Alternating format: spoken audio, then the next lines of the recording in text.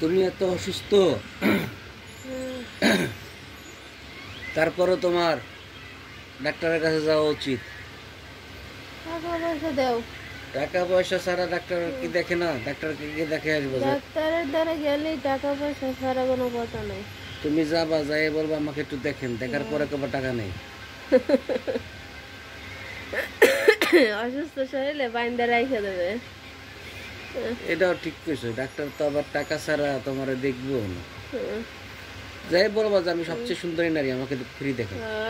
সুন্দরী করবে যে আমি ছাড়া অনেক সুন্দরী নারী আছে।